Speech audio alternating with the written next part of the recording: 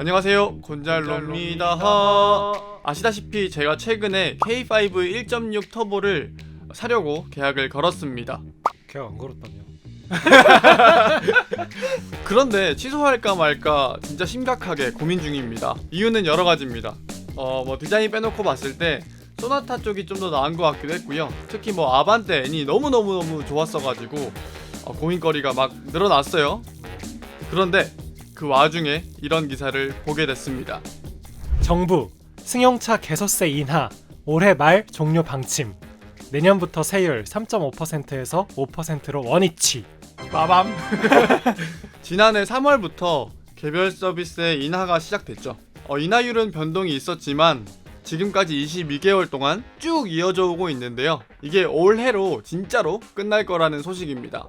기사를 좀 더 자세히 뜯어보면 기획재정부 고위 관계자가 내년에는 경기가 활성화될 것이라는 관측이 지배적이므로 차량 구매를 촉진할 목적의 한시적 개소세 인하는 끝내는 것이 맞는다고 내다보고 있다고 말했다고 하는데요.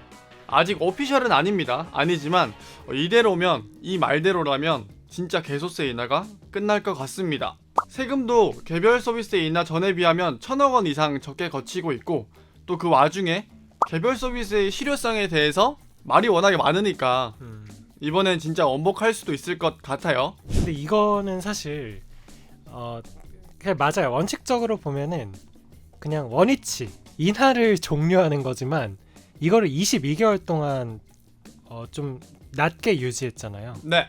22개월이면 2년이에요. 2년 동안 이렇게 우리는 살아왔단 말이에요. 익숙하게. 우리 입장에서는 이게 되려 인상으로 느껴지는 거지. 원상복귀가 아니라 갑자기 개별 서비스를 올리네라고 다가오는 거예요. 그러니까 이게 소비자는 저항이 생길 수가 있죠. 맞습니다. 개소세 인하를 한 5번, 6번? 좀 경기 안 좋을 때마다 꺼내긴 했는데, 그 카드를 꺼내긴 했는데 이렇게까지 오래 한 적은 없었기 때문에 저희가 좀 적응을 많이 한 것 같아요. 그러니까 이게 물에서 내어놓으니까 보찜 내놓으라고 한다는 말이 우리한테도 똑같이. 네, 그래서요. 결국 10월 20일에 K5 1.6 터보를 계약한 저는 내년에 받을 확률이 상당히 크고, 오래 못 봤죠. 네, 그리고 내년에 개별 서비스 인하가 끝나면 돈을 추가로 지불해야 되는 상황이 된 거죠. 엄밀히 말하면 그 세금을 더 내야 한다는. 네, 원래 내야 될 금액을 내야 된다는. 5% 기준으로. 네, 맞습니다. 네. 그래서 K5 1.6 터보는 얼마를 더 내야 하는지, 그리고 다른 모델들은 얼마씩 값이 오르는지 한번 살펴봤습니다. 일단 저에게 가장 중요한 K5부터 알아볼게요.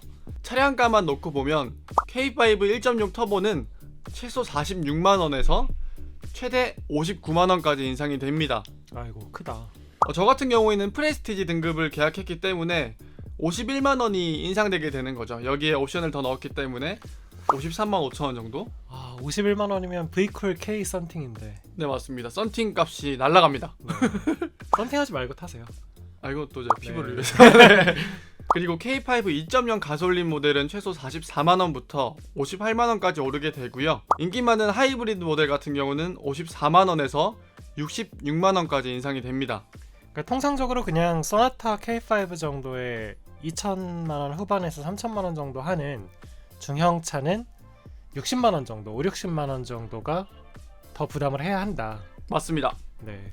이 밖에 준대형 차인 K8 2.5는 61만원에서 72만원, 그리고 3.5는 67만원에서 84만원, 하이브리드는 최소 72만원에서 83만원까지 인상이 되고요. 그랜저도 유사하겠네요.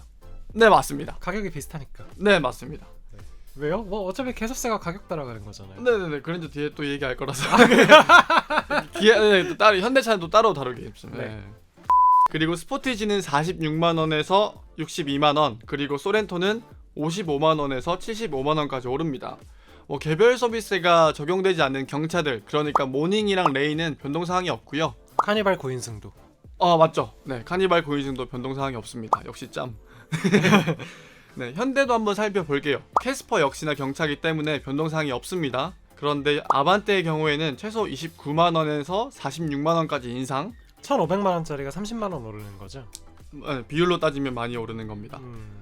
그리고 소나타의 경우에는 48만원에서 62만원, 그랜저는 62만원에서부터 77만원까지 오릅니다. 은근히 부담이네. 네. 그리고 SUV인 투싼은 최소 45만원에서 59만원, 산타페는 55만원에서 72만원, 팰리세이드는 최대 97만원까지 오르게 됩니다.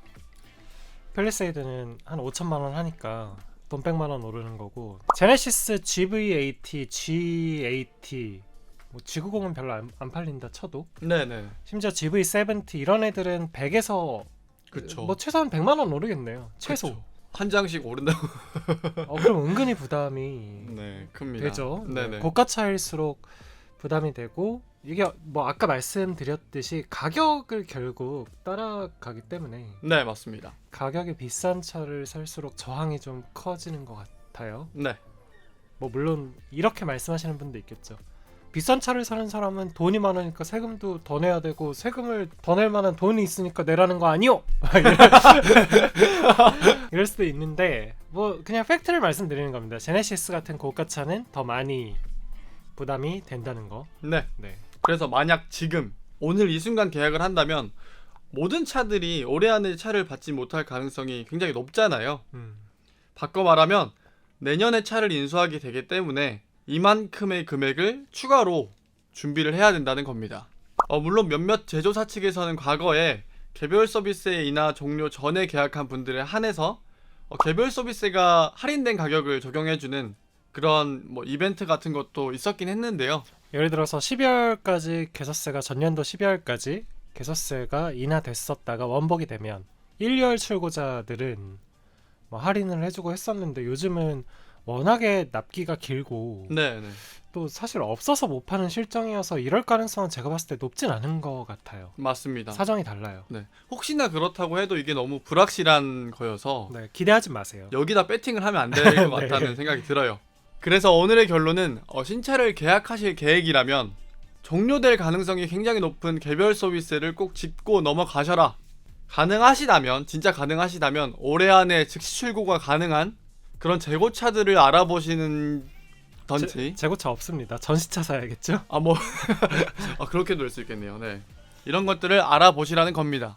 이게 결국 할인이니까요. 아니, 이게 할인이 아니라니까? 이게 결국은 내년에 차값이 올라요 라고 우리는 해석할 수밖에 없는. 그쵸. 네, 내년에 차값이 오른다, 네네네. 세금 때문에 오른다, 뭐 이렇게밖에 해석이 안 되겠죠. 네. 그냥 체감하기에. 네네, 체감상. 네, 맞습니다. 네. 그럼 이것저것 잘 따져보시고 이런저런 변수도 잘 생각해 보셔가지고 현명한 구매가 되시길 바라겠습니다. 그래서 곤잘로는 아반떼 N사요. K5 1.6 터보 사요. 이게 사실 내야 될 돈을 내야 되는 건데 돈이 되게 아깝다는 생각이 들어서 안 산다? 개소세 때문에 안 산다? 지금 메비우스 띠에 갇혀 있습니다. 여러분 뭔지 아시죠? 이 느낌. 이게 약간 K5가 100% 만족해서 사고 싶은 차는 아니었거든요. 그런데 여기에서 또 53만원 더 내라고 하니까 이걸 사는 게 맞나?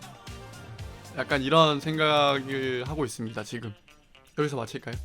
옙. 알겠습니다. 하나 둘 셋. 안녕. 안녕.